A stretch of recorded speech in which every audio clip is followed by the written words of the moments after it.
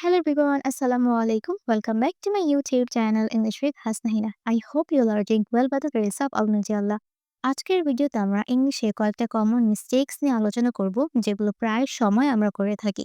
এই সমস্ত মিস্টেক্স গুলোকে আমাদেরকে ফিক্সড করতে হবে যাতে নেক্সট ডে আমরা ফ্লুয়েন্টলি ইংরেজিতে কথা বলতে পারি।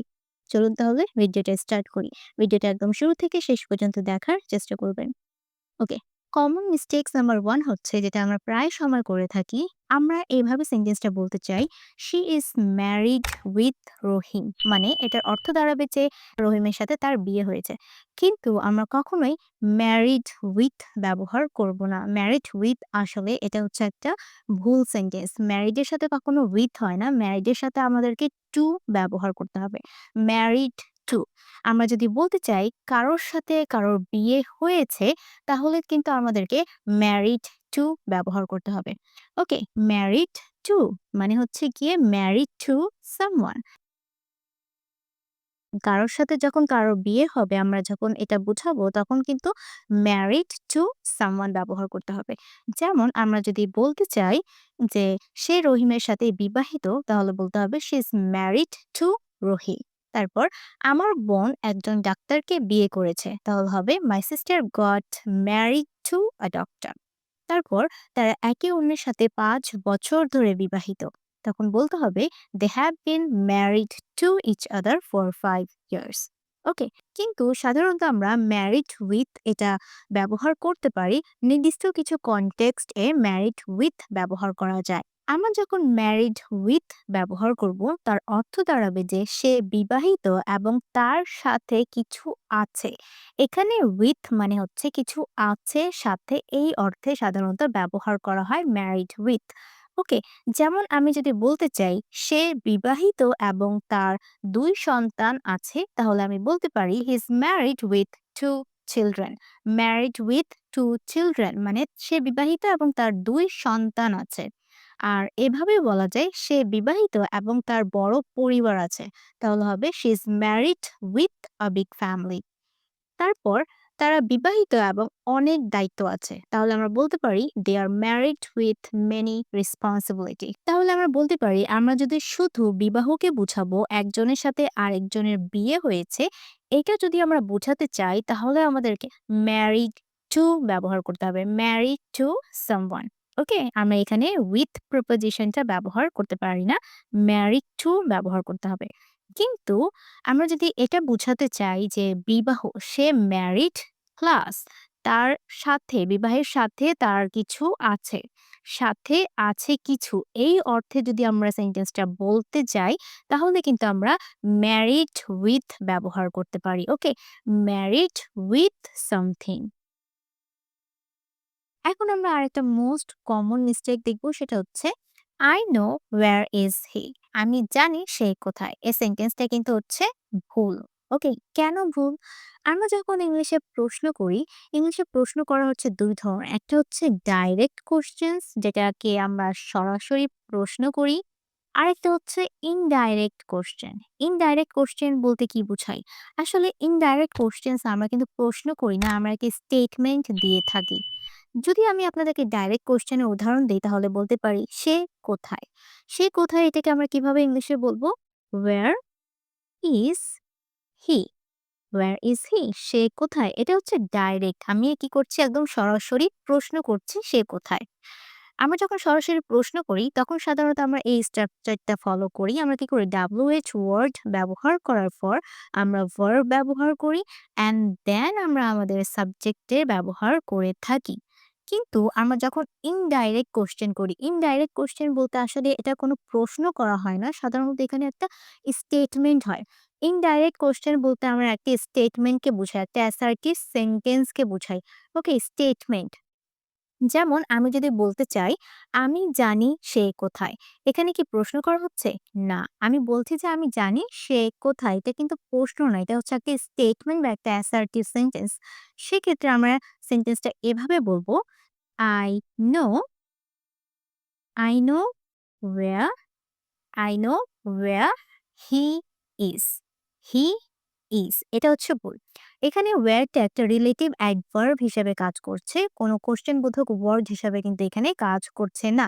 যখন আমরা ইনডাইরেক্ট কোয়েশ্চেন করব তখন সাধারণত আমরা এভাবে স্ট্রাকচারটা ফলো করব। WH ওয়ার্ড ব্যবহার করার পর কি আসবে আমাদেরকে? আমাদেরকে সাবজেক্ট ব্যবহার করতে হবে। দেন আমাদেরকে ভার্বের কাজ করতে হবে। ওকে? যেমন আমি যদি আপনাদেরকে আরো কয়েকটা উদাহরণ দেই যে, আমাকে বলো তুমি কি করছো? তাহলে কিভাবে বলবো? Tell me what you are doing. You subject আগে তারপর ভার্ব আসবে। তুমি কি জানো সে কোথায় থাকে? Do you know where she lives? আগে কি আসবে? Subject then verb. আমি জানি না তুমি কি বলছো। I don't know what you are talking about. You are আগে সাবজেক্ট দেন ভার্ব। আমরা আরেকটা মোস্ট কমন মিস্টেক নিয়ে আলোচনা করব সেটা হচ্ছে she has a 2 years old son.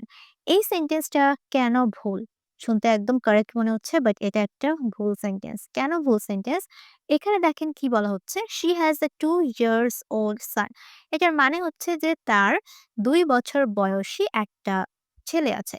এটাই মিন করছে। এখন 2 ইয়ার্স ওল্ড আমরা জানি যে 2 হচ্ছে নাম্বার, প্লুরাল নাম্বার। তাই এখানে ইয়ার এর জায়গায় কি হবে? এস যুক্ত করতে হবে, ইয়ার্স বলতে হবে। কিন্তু এখানেই বরং মিস্টেকটা রয়েছে। আমরা জানি যখন আমরা নাউনের আগে কোনো ওয়ার্ড ব্যবহার করি, সেটা কিন্তু সবসময় কি? একটা অ্যাডজেক্টিভ হিসেবে কাজ করে। এখানে সান হচ্ছে একটা নাউন। নাউনের আগে আমরা এখানে ব্যবহার করেছি 2 ইয়ার্স ওল্ড। তাহলে এখানে 2 ইয়ার্স ওল্ড পুরোটাই একটা অ্যাডজেক্টিভ হিসাবে কাজ করছে।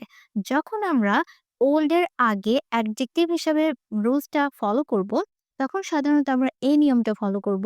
নাম্বার, এখানে 2 আছে, নাম্বার দেন আমরা এখানে সবসময় কি করব?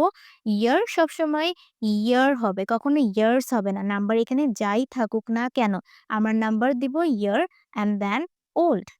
এবং এটা একটা অ্যাডজেক্টিভ হিসেবে কাজ করছে। কারণ এটা নাউনকে মডিফাই করছে। আচ্ছা, আর কয়েকটা আমি যদি উদাহরণ আপনাদেরকে দেই, আমার ভাগ্নি ৩ বছর বয়সী শিশু। তাহলে ইংলিশে কিভাবে বলবো?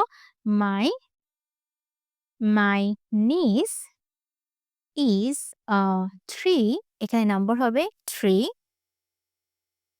3 দেন এখানে হাইফেন ব্যবহার করতে হবে অবশ্যই। 3 ইয়ার, 3 ইয়ার ওল্ড, ওল্ড চাইল্ড। এখানে চাইল্ড কি? একটা নাউন। নাউনের আগে এটা ব্যবহার হয়েছে 3 ইয়ার ওল্ড। এটা তাই মানে এ পুরোটা কি একটা অ্যাডজেক্টিভ হিসেবে কাজ করছে। আরেকটা উদাহরণ যদি আমি আপনাদেরকে দেই, আমি ৫ বছর বয়সী একটি গাড়ি কিনেছি। ৫ বছর মানে তার বয়স কত গাড়ির? ৫ বছর। তাহলে আমরা এই সেন্টেন্সটাকে এভাবে বলবো, I bought I bought a 5 number 5 hyphen 5 year old. Okay? 5 year old car. এখানে দেখেন কারও কি একটা নাউন, নাউনের আগে এটা বসেছে তার মানে এটা হচ্ছে অ্যাডজেক্টিভ। কিন্তু আবার সব সেন্টেন্সে 3 ইয়ার্স ওল্ড যে ভুল ব্যাপারটা আসলে এরকম না। দেখেন এখানে কি বলা হয়েছে? The baby is 3 years old. এখানে ওল্ড এর পর কিন্তু কোনো নাউনের ব্যবহার করা হয় নাই। তার মানে এটা কোনো অ্যাডজেক্টিভ না। এটা হচ্ছে একটা প্রিডিকেট বা স্টেটমেন্ট।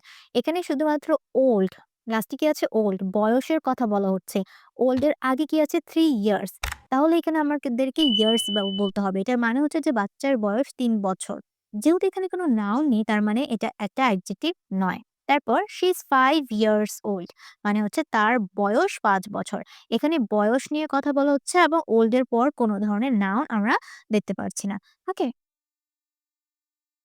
এখন আমরা আরেকটা অনেক কমন মিস্টেক নিয়ে আলোচনা করব সেটা হচ্ছে despite of। আমরা অনেকে বলি যে despite of, কিন্তু এই despite ওয়ার্ডের সাথে কিন্তু কখনোই of প্রিপোজিশনের ব্যবহার হয় না। আমরা কখনোই despite of ব্যবহার করতে পারি না। ওকে?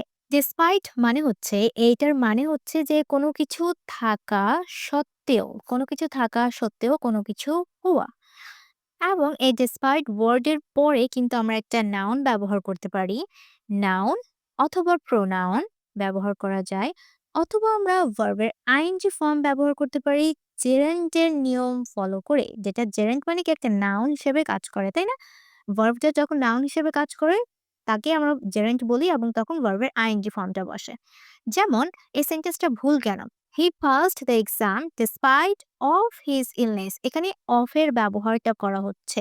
তার মানে এটা একটা ভুল সেন্টেন্স। এখানে কখনোই অফ আমরা বলব না। আমরা সেন্টেন্সটাকে এইভাবে বলব, হি পাসড দ্য এক্সাম, সে পরীক্ষাটা পাস করেছে, ডিসপাইট হিজ ইলনেস, অসুস্থ থাকা সত্ত্বেও। দুঃখী থাকা সত্ত্বেও সে হাসলো। তাহলে কি হবে? হি স্মাইলড ডিসপাইট। ওকে? ডিসপাইট এর সাথে কিন্তু কখনোই অফ ব্যবহার করব না। He smiled despite feeling sad. Feeling sad. Okay? যেহেতু এখানে ভার্বের ব্যবহার করা হয়েছে, তাই এখানে ভার্বের আইএনজি ফর্মটা ব্যবহার করতে হবে। হি স্মাইলড ডিসপাইট ফিলিং স্যাড। এখন আপনারা বলতে পারেন এটা কিভাবে ভুল হয়? Listen me. লিসেন মি একটা ভুল সেন্টেন্স। কখনোই আমরা লিসেন মি বলব না। লিসেন সবসময় টু প্রিপোজিশনটাকে ফলো করে। আমরা এভাবে বলবো লিসেন। লিসেন কি করবে? সবসময় টু প্রিপোজিশনের সাথেই আসবে। Listen to. Listen to plus person or think. Person অথবা কোনো কিছু হতে পারে। থিংক বলতে এখানে মিউজিক বোঝানো হচ্ছে। তাহলে এটা কিভাবে আমরা বলবো? Listen to me. ওকে, কিভাবে হবে? Listen to me. আমাকে শোনো, লিসেন টু মি। এটা হবে কারেক্ট। ওকে। আরেকটা উদাহরণ যদি দেই, সে গান শুনছে। তার মানে কি? She is she is listening. She is listening to. এখানে টু এর ব্যবহার করতে হবে। She is listening to music. সে গান শুনছে। কিন্তু আমরা যখন হিয়ার এই ওয়ার্ডটা ব্যবহার করি তখন কিন্তু আমরা ডাইরেক্ট অবজেক্ট অথবা পার্সনকে উল্লেখ করতে পারি। টু প্রিপোজিশন ব্যবহার করতে হয় না। যদি বলি আই হিয়ার আ সাউন্ড, আমি একটা শব্দ শুনি। আই হিয়ার আ সাউন্ড, এটা কারেক্ট হবে। কিন্তু যদি আমরা লিসেন ওয়ার্ডটা ব্যবহার করি, I listen to a sound. I listen to a sound. এখন আপনারা আমাকে কমেন্ট করে জানান এই ২ জায়গায় কি হবে? আমি জানি না সে কোথায়। I don't know where, এখানে কি হবে? তারপর সে ১০ বছর বয়সী ছাত্র। He is a blind student. কি হবে? আপনারা আমাকে অবশ্যই কমেন্ট করে জানাবেন। আমি সবার কমেন্টে রিপ্লাই করার চেষ্টা করব। সবাই ভালো থাকবেন। আসসালামু আলাইকুম।